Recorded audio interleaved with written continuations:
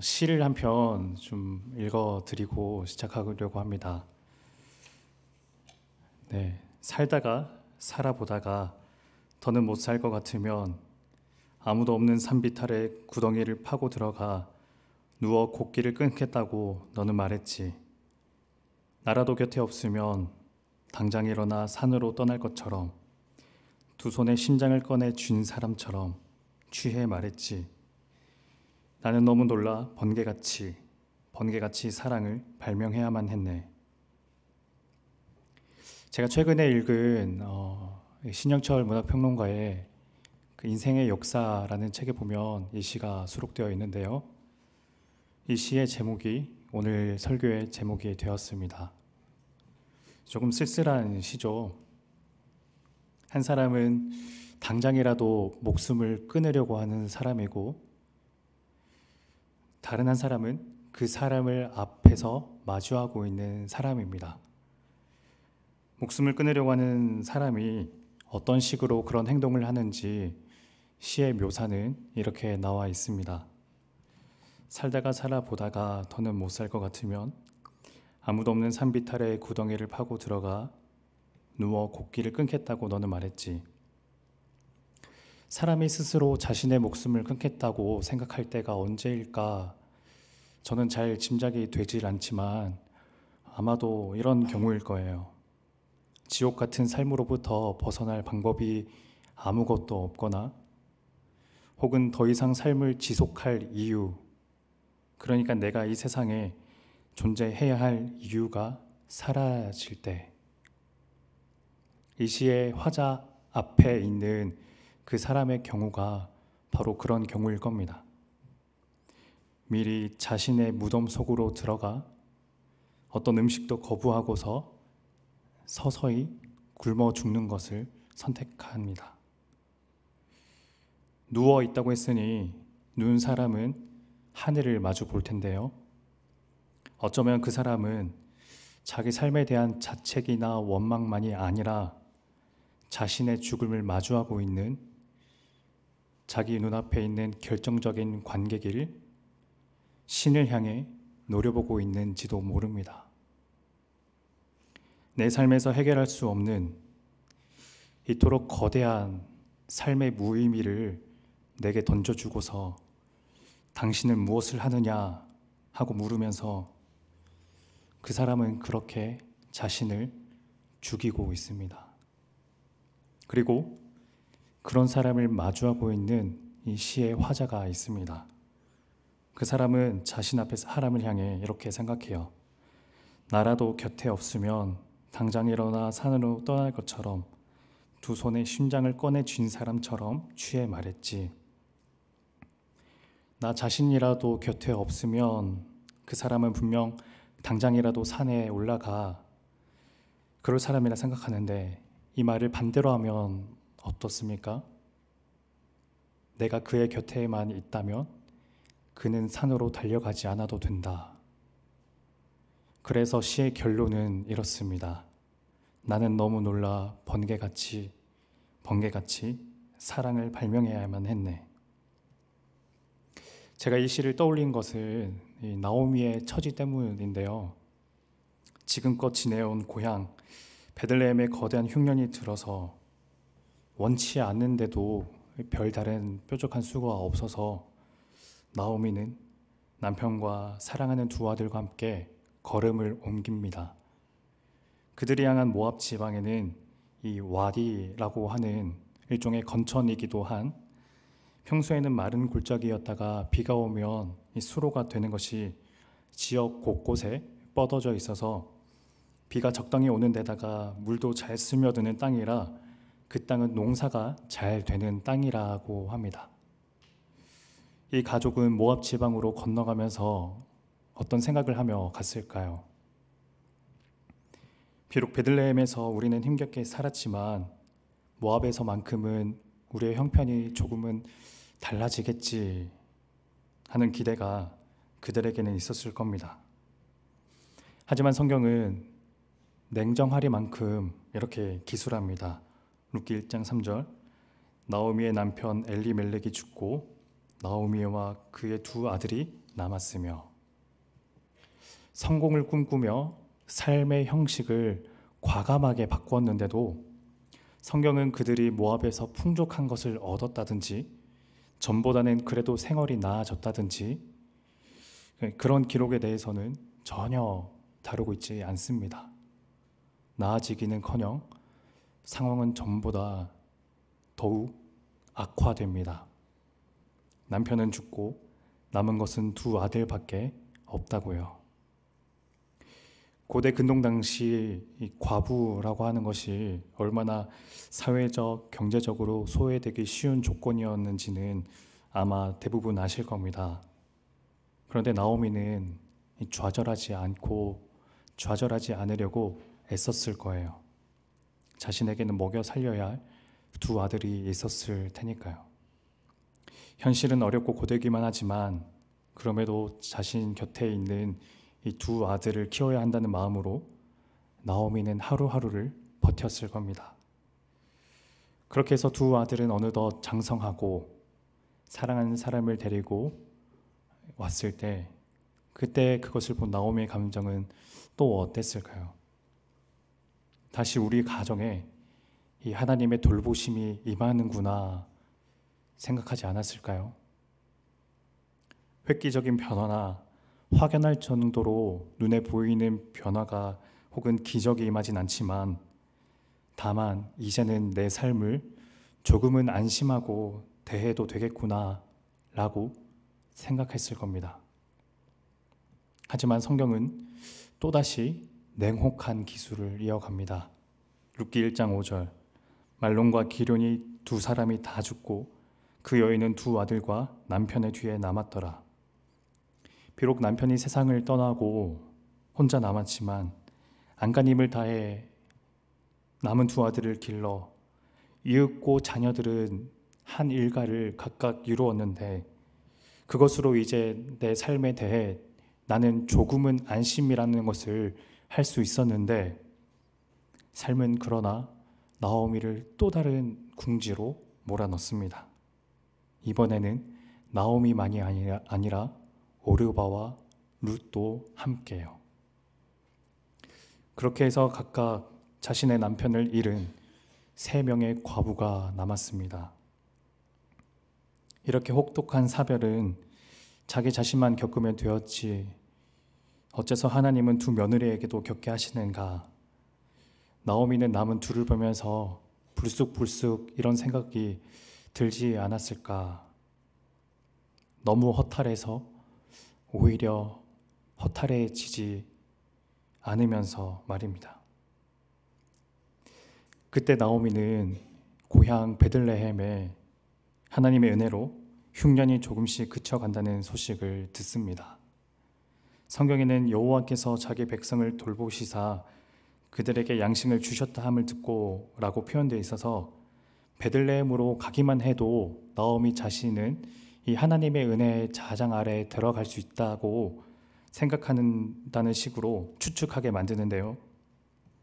그러나 이후에 나오는 이 나오미의 심경을 담은 성경 구절을 보면 기대감보다는 무상함, 덧없음이라는 정서가 훨씬 더 가까운 것 같습니다.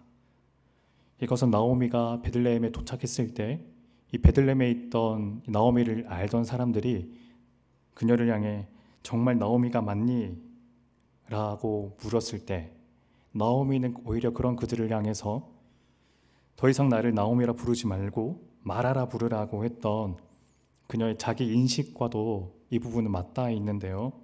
알다시피 나오미라는 이름의 의미는 희락이고 마라는 괴로움을 의미하죠. 희락과 괴로움 정도로 번역할 수 있지만 나오미는 히브리어로 노암이라는 단어에서 비롯된 것인데 노암은 유쾌함, 친절함, 즐거움 같은 단어로 번역할 수 있습니다. 그런가 하면 마라는 쓴 것, 괴로운 것이라는 의미로 번역할 수 있죠. 흥미롭게도 이 룻기에 나오는 각 인물들의 의미는 그 인물의 삶을 요약해 주기도 합니다. 요절한 오르바와 룻의 남편인 말로는 병약이라는 뜻을, 그리고 기료는 쇠약이라는 뜻을 의미하기도 합니다. 여하튼 이 나오미는 이 나오미라는 사람답게 자기 삶을 긍정하는 사람만이 가질 수 있는 환한 표정, 친절하고 여유로운 성품, 자신만이 아니라 상대방을 향해서도 유쾌하고 쾌활하게 만들어주는 그런 성격의 사람이었던 거예요. 그러나 몇 번의 혹독한 사별이 그녀를 관통하느라 그녀는 이제 자기 자신을 마라, 내 삶은 쓰고 괴로운 것이라 인식하게 됩니다. 이 과정에서 나오미는 하나님을 노려보진 않았지만 이렇게 된 일의 기원을 하나님이라고 생각하고 있는 것 같습니다. 룻기 1장 20절, 나오미가 그들에게 이르되 나를 나오미라 부르지 말고 나를 마라라 부르라. 이는 전능자가 나를 심히 괴롭게 하셨습니다. 21절은 함께 읽습니다. 내가 풍족하게 나갔더니 여호와께서 내게 비어 돌아오게 하셨느니라. 여호와께서 나를 징벌하셨고 전능자가 나를 괴롭게 하셨거든 너희가 어찌 나를 나오미라 부르느냐 하니라. 나오미는 그래서 하나님께서 베들레헴에 풍년을 주셨다는 소식을 들었을 때 두 며느리를 함께 데려간 것이 아니라 두 며느리에게 자신을 따라오지 말라고 한 겁니다. 그것은 풍년일지 모르지만 나는 그 사람들, 그 풍년을 누리고 있는 사람들로부터 나는 소외되어 있으니 너희들도, 나를 따라오려는 너희들도 결국 나처럼 풍년을 누리지 못할 거야. 룻기 1장 8절에서 나오미는 며느리를 향해 어머니의 집으로 돌아가라라고 표현했는데요. 이 표현은 구약 성경 전체의 맥락에서 볼 때 이 결혼과 관련되어 있는 의미입니다. 그러니까 나오미는 며느리들에게 더 이상 내 운명에 동참하지 말고 훨씬 더 행복하고 풍족하고 부요한 그런 집으로, 그런 남편을 만나 결혼하라고 부탁하는 거예요. 그렇게 셋은 서로를 꽉 끌어안고 한참을 웁니다. 지난 10년 동안 함께 겪은 어려움, 통과했던 가정의 공경들, 나오미는 두 사람을 향해 내 딸들아라고 표현했으니 이 두 며느리는 나오미에게 그 가족이라는 의미도 있었을 거예요. 너무 사랑하지만 함께하면 모두가 불행해지므로 사랑하는 너희들만이라도 내 불행에서 떨어져 나가라는 부탁, 그리고 두 사람 역시 나를 딸처럼 받아준 나오미를 향해 드는 이 애처로움, 애틋함, 안쓰러움, 그 모든 정서들이 그 순간 혼합되어서 어떤 의미인지도 모를 눈물들이 흘러내렸을 겁니다. 이제 결정을 내릴 차례가 되었는데요. 룻기 1장 14절, 우리 이 말씀도 함께 읽습니다. 그들이 소리를 높여 다시 울더니 오르바는 그의 시어머니에게 입맞추되 룻은 그를 붙쫓았더라. 오르바는 작별의 입맞춤을, 룻은 그를 붙쫓았습니다. 그런 선택을 한 오르바의 내면을 헤아리는 일은 그렇게 어려운 일은 아닐 겁니다.